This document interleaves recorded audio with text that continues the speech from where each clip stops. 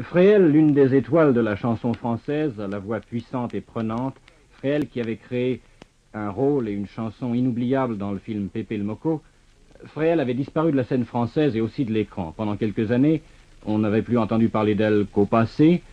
Alors on disait qu'elle était malade et qu'elle connaissait des moments difficiles. Enfin, de toute façon, on croyait bien qu'elle ne reviendrait jamais plus sur les planches. Eh bien, pas du tout, et fort heureusement. La grande Fréhel est ressuscitée. Elle chante actuellement dans un café des plus sympathiques, qui fait à la fois music-hall et bal, tout en haut de la montagne Sainte-Geneviève, près de la place de la Contrescarpe, et là-haut, dominant le quartier latin, à 2 pas de l'école polytechnique, du lycée Henri IV, de la bibliothèque Sainte-Geneviève, de l'église Saint-Étienne-du-Mont, derrière le Panthéon, Fréhel émeut toujours ceux qui viennent l'entendre, que ce soit des voisins du quartier, ou des étudiants, ou des noctambules de toutes sortes. Fréhel chante aussi dans un bal près de l'Étoile. Eh bien, Madame Fréhel, puisque vous avez bien voulu venir aujourd'hui devant le micro de Radio Lausanne, je vais vous demander de nous rappeler un peu quelles sont les chansons qui figurent à votre répertoire. Bien, ma foi, je chante à peu près toujours les mêmes chansons parce que quand je ne les chante pas, on me les redemande. Et quelles sont ces chansons? Il y a Comme un moineau, la chanson tendre, Mon meilleur ami, la Moon Catch Catch. La Moon Catch Catch aussi. Et la chanson Tel qu'il est, il me plaît, la Java bleue.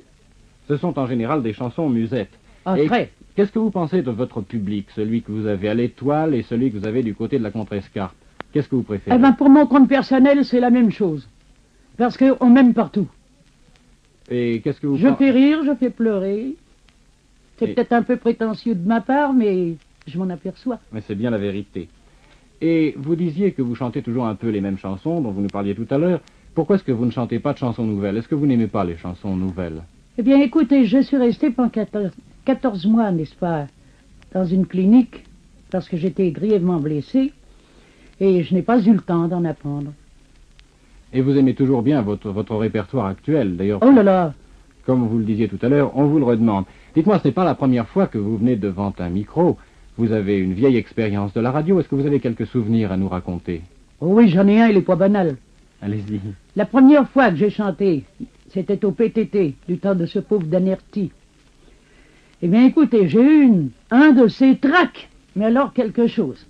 Je ne pouvais plus ni avancer ni reculer. Qu'est-ce qui s'était passé?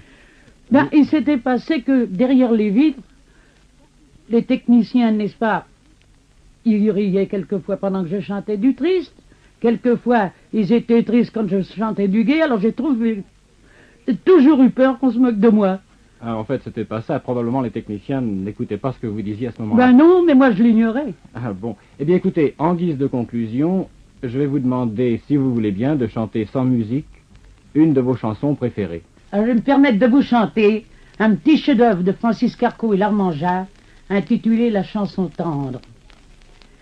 Comme au beau jour de nos 20 ans, par ce beau matin de printemps, j'ai voulu revoir tout là-bas l'auberge au milieu des lilas. On entendait dans les branches les oiseaux chanter dimanche, et ta chaste robe blanche paraissait guider mes pas. Tout avait l'air à sa place, même ton nom dans la glace, juste à la place où s'efface, quoi qu'on fasse, toute trace.